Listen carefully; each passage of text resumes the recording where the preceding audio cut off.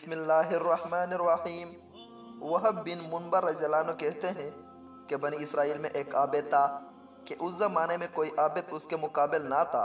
उसके वक़्त में 3 भाई थे। उनकी एक बहन थी जो बाकरा थी, उसके सिवाय और बहन ना रखते थे। इत्तफ़ाक़न उन तीनों भाइयों को कहीं लड़ाई पर जाना पड़ा। उनको कोई ऐसा शख्स नज़र ना आया जिसके पास अपनी बहन को छोड़ कर जाए और उस पर भरोसा करे। लिहाजा सब ने उस राय पर इत्तिफ़ाक़ किया कि उस आबिद के सुपर्द कर दिया जाए। वो आबिद इनके ख्याल के मौके तमाम बनी इसराइल में सक्का और परहेजगार था। चुनांचे उसके पास आए और अपनी बहन को हवाले करने की दरख्वास्त की कि जब तक हम लड़ाई से वापस आए हमारी बहन आपके साया आतफत में रहे। आबिद ने इनकार किया और उनसे इनकी बहन से खुदा की पनाह मांगी। वो ना माने और इसरार करते रहे कि उनकी बहन को अपनी निगरानी में रखना मंजूर कर ले। हत्ता कि आबिद ने उनकी दरख्वास्त को मंजूर कर लिया और कहा कि अपनी बहन को मेरे इबादत खाना के सामने किसी घर में छोड़ जाओ। उन्होंने एक मकान में उसको ला उतारा और चले गए। वो लड़की आबिद के करीब एक मुद्दत तक रहती रही। आबिद उसके लिए खाना लेकर चलता था और अपने इबादत खाने के दरवाजे पर रख कर कुआड़ बंद कर लेता था और वापस अंदर चला जाता था और लड़की को आवाज़ देता था और वो अपने घर से आकर ले जाती थी। फिर शैतान ने आबिद को बहकाना शुरू किया। इब्तिदा में उसको खैर की तरगीब देता रहा और लड़की का दिन में इबादत खाना तक आना उस पर गिरा ज़ाहिर करता रहा कि कहीं ऐसा ना हो कि ये लड़की दिन में खाना लेने के लिए घर से निकले और कोई शख्स इसको देखकर उसकी असमत में रखना अंदाज हो। बेहतर यही है कि उसका खाना लेकर उसके दरवाजे पर रख आया करे, उस पर अजर अज़ीम मिलेगा। अर्ज़ ये आबिद खाना लेकर उसके घर जाने लगा। बाद एक मुद्दत के पीर शैतान उसके पास आया और उसको तरगीब दी और उस बात पर उबारा कि अगर तू उस लड़की से बातचीत किया करे तो तेरे कलाम से मानूस हो, क्योंकि उसको तन्हाई से सख्त वहशत होती है। शैतान ने उसका पीछा ना छोड़ा हत्ता कि वो आबिद उस लड़की से बातचीत करने लगा। अपने इबादत खाना से उतर कर उसके पास आने लगा। फिर शैतान उसके पास आया और उसे कहा कि बेहतर है कि इबादत खाना के दर पर और वो अपने घर के दरवाजे पर बैठे और दोनों बाहम बातें करो ताकि उसको अनस हो। आखिरकार शैतान ने उसको सोमा से उतार कर दरवाजे पर ला बिठाया। लड़की भी घर से दरवाजे पर आई। आबिद बातें करने लगा। एक ज़माने तक यह हाल रहा। शैतान ने आबिद को पीर कार खैर की रग़बत दी और कहा बेहतर है कि ख़ुद लड़के के घर के करीब जाकर बैठे और बहम कलामी करे, उसमें ज़्यादा दिलदारी है। आबिद ने ऐसा ही किया। शैतान ने पीर तहसील सवाब की रग़बत दी और कहा अगर लड़की के दरवाजे से करीब हो जाए तो बेहतर है ताकि उसको दरवाजे तक आने की भी तकलीफ़ ना उठानी पड़े। आबिद ने यही किया कि अपने सोमे से लड़की के दरवाजे पर आकर बैठता था और बातें करता था। एक अरसा तक यही कैफियत रही। शैतान ने फिर आबिद को उबारा कि अगर ऐन घर के अंदर जाकर बातें किया करे तो बेहतर है ताकि लड़की बाहर ना आए और कोई उसका चेहरा ना देख पाए। अर्ज़ आबिद ने शवा इख्तियार किया कि लड़की के घर के अंदर जाकर दिन भर उससे बातें किया करता और रात को अपने सोमे में चला जाता। उसके बाद शैतान उसके पास आया और लड़की की खूबसूरती उस पर ज़ाहिर करता रहा, यहाँ तक कि आबिद ने लड़की के ज़नों पर हाथ मारा और उसके रुखसार का बोसा ले लिया।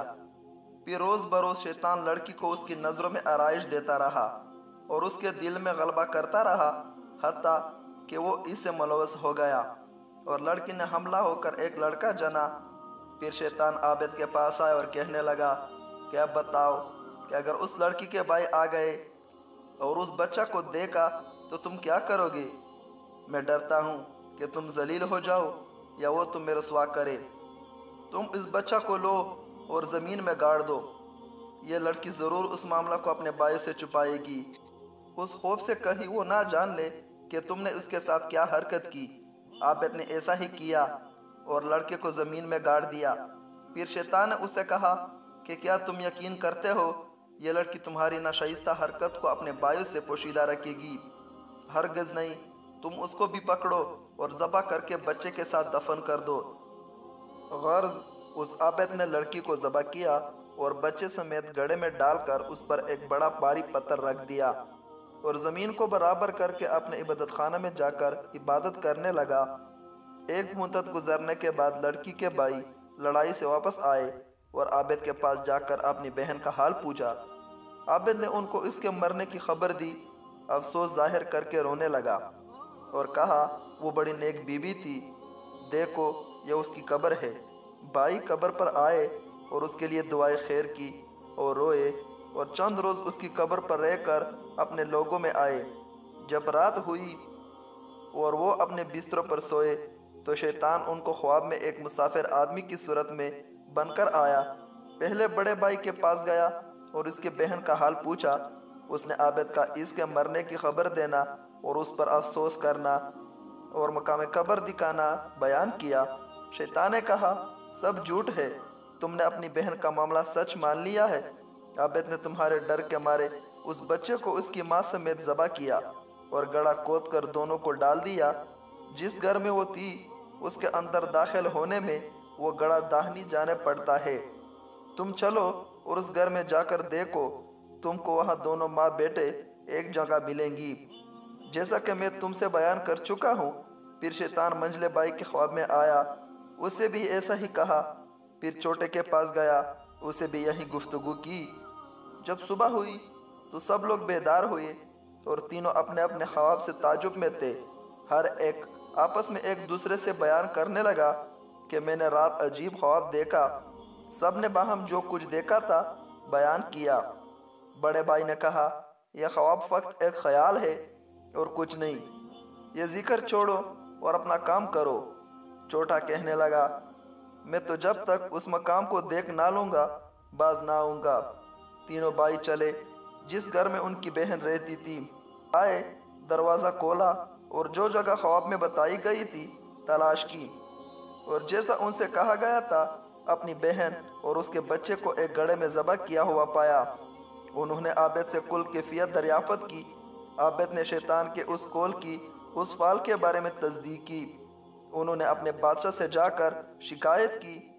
आबिद सोमे से निकाला गया और उसको दार पर खींचने के लिए ले चले। जब उसको दार पर खड़ा किया तो शैतान उसके पास आया और कहा कि तूने मुझे पहचाना, मैं ही तुम्हारा वो साथी हूँ जिसने तुमको औरत के फितने में डाल दिया, यहाँ तक कि तुमने उसको हमला कर दिया और ज़बह कर डाला। अब अगर तुम मेरा कहना मानो और तुम मुझको सजदा किया करो तो मैं तुमको उस बला से निजात दूँ। आबिद ने सजदा किया, खुदा ताला से काफिर हो गया। उन्होंने उसको दर पर खींचा और वो अपने अंजाम को पहुंचा। अंदाज़ा कीजिए कि शैतान हमारा किस कदर संगीन दुश्मन है और उसके वार किस तरह ख़तरनाक हैं। चुनांचे हमें चाहिए कि इस वाक़या से सबक हासिल करें।